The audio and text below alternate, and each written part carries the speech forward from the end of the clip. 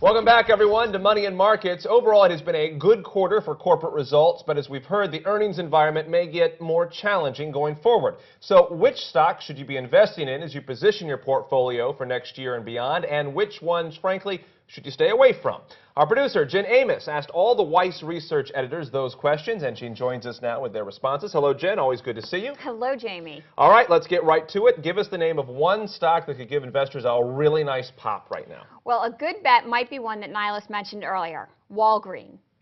As he pointed out, the stock jumped 12% in one day in late September after it blew away Wall Street estimates with its quarterly numbers. With that jump, Walgreen broke through strong technical resistance at around $30 a share and crossed above its 200-day moving average. And as you can see from this chart, it hasn't dipped below $33 a share since then. That's a good indicator that Walgreens still has room to run, despite a nearly 30% advance in the past 2 months. Nihilus thinks it can go even to $40 a share, which would be almost 20% higher than it is now. All right. We heard from both Mike Larson and Martin Weiss about banks that could be in danger going forward here. Mike said Visa and MasterCard could outperform their peers. Does he have any recommendations outside the financial sector? Yes. One of Mike's picks is actually in the services sector, specifically home improvement. He has Lowe's in his Leaps option alert trading service because he thinks it has the potential to rally as the domestic economy stabilizes. Lowe's stock has been beaten down a bit over the past few months, but it has shown signs of improvement recently. In its latest quarter, the retailer reported a nearly 10% jump in profit as consumers started to come back. Okay, what about Mike's pan? One company he does not like is Priceline.com. It far surpassed Wall Street expectations with its last earnings report, and Priceline shares have doubled in price since July. But that's partially why Mike recommends staying away. He thinks the stock is way overvalued and vulnerable to a sharp pullback, along with other travel-related stocks. Jen, as you know, another sector that we talked about earlier in the show was technology. Tony Sagami gave us a couple of names in that industry, but did any of the other editors weigh in? Ron Rowland is our ETF expert, but he has some strong opinions on a couple of technology stocks. His pick is Google. Obviously, it's the world's dominant search engine, and it's had success with its advertising service and Android smartphone operating system as well. But Ron also points out that Google is becoming a must-own stock among portfolio managers. So despite a strong run in Google shares over the past few months, he's looking for continued heavy buying as financial advisors make sure that the stock shows up on their year-end report. Okay, Jen, what about a technology stock that could underperform going forward? Ron's pan is Advanced Micro Devices. It had a rough stretch over the past quarter, and he thinks that weakness will continue, simply because it's not competing effectively in its sector. AMD's main rival, Intel, is the industry leader and the semiconductor supplier for most of the major hardware manufacturers. So it's not going to win market share based on quality, but it can't compete on price either, because low-cost chip makers mainly from Asia, are grabbing the low end of the market. All right, great stuff. Thank you, Jen. Thank you, Jamie. Coming up next, we're going to take a closer look at another key sector of the economy, natural resources, and we'll give you more investment advice for beating the market in the fourth quarter and beyond. Mike Larson, Sean Brodrick, and Elliott Gue are all standing by for that. Don't go away.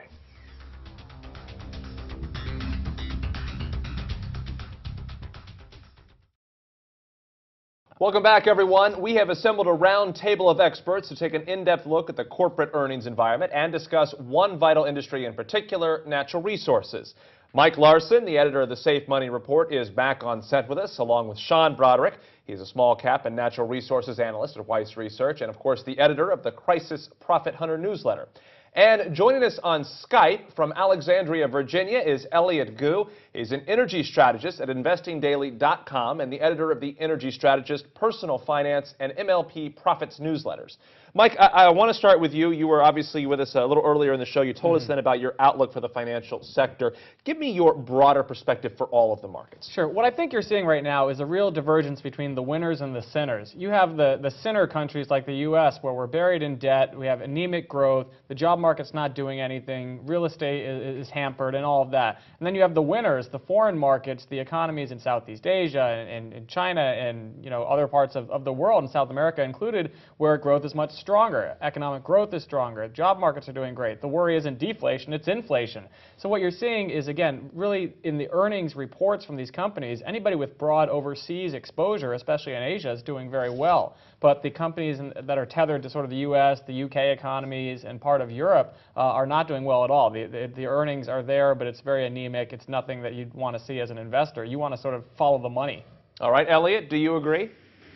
Absolutely. I mean, generally, we've seen a pretty strong earnings season. Most companies are beating on the bottom line, and also you have a pretty large proportion beating on revenues as well. But again, most of that strength has been focused in sectors that are geared more to the global economy. Obviously, a larger portion of S&P 500 revenues are coming from outside the United States now. But sectors like basic materials, energy, and technology, which are all sectors that have a lot of foreign revenues, are certainly doing a lot better than your domestic U.S. consumer-focused type sectors. Sean, last week, as you know, we got some really blowout results from ExxonMobil and from Royal Dutch Shell. On the whole, though, how did energy and natural resources stocks perform? On the whole, pretty well, and certainly ones in my portfolio are doing well. I mean, as long as you're more positioned to ride what seems to be a surge in oil prices, you're okay. Natural gas prices, I don't have much hope for them actually going forward. In the last week of October, we did see natural gas prices rise, which, you know, some of that was short covering and some was some other factors. But I don't expect a lot of movement in there. Oil prices, though, I think that could maybe hit $100 per barrel in like 2011. May not stay there, but I think we could see that kind of spike. Elliott, what's your takeaway from the last quarter results in the energy sector? We're seeing very strong results overall. You know, the services companies have all reported here over the last couple of weeks. Baker Hughes reported today. But what we've seen generally is a pickup in growth abroad. I think that you're going to see a lot faster growth outside the United States and Canada, sort of in the second half of 2011. A lot of these companies kind of got burned and pulled back really sharply on their spending during the financial crisis, and it's taking them a little while to come back to the table. But I think we're going to see big kick up in international exploration towards the latter half of next year. In the U.S., yes, natural gas has been extremely weak, but I think what's really surprised a lot of people is the sustainable high level of the U.S. rig count. But what we're hearing from companies like Halliburton, Schlumberger, et cetera, is that that's really focused on oil and liquids-focused plays. So you're seeing a lot of activity in areas like the Bakken Shale in North Dakota, like the Eagle Ford Shale in South Texas.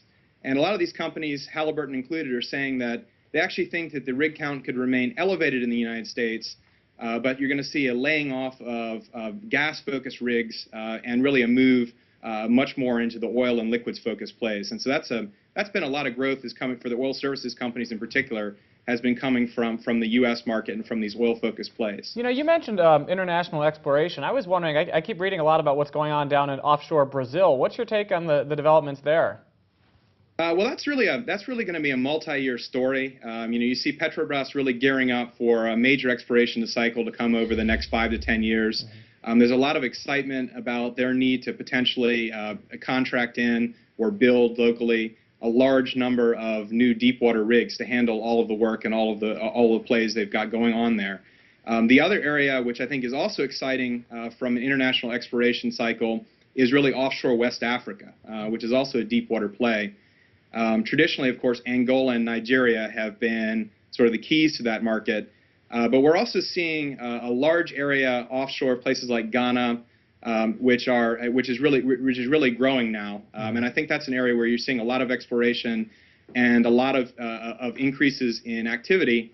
The one area of what we've come to know as the Golden Triangle, which is offshore Brazil, U.S. Gulf of Mexico, and offshore West Africa.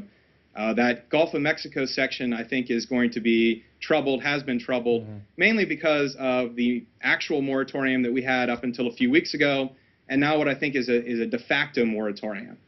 So I think you see, you know, a multi-year growth cycle underway in Brazil. I think you see a multi-year growth cycle underway in West Africa. U.S. Gulf of Mexico is seeing some trouble here. Sean, what's your advice to investors in the natural resources field? Well, I was just at a oil and gas conference speaking to people who are actually working in the Gulf of Mexico, and it was amazing divergence. Those companies that actually do the actual drilling, they were not happy customers. They were very unhappy, a lot of gloom, long faces.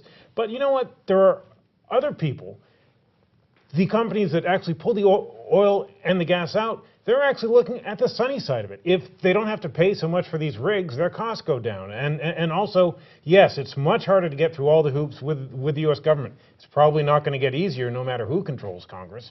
But they are seeing some light at the end of the tunnel. So we have seen some rigs leave the area, but I think that we could see some light there in next year.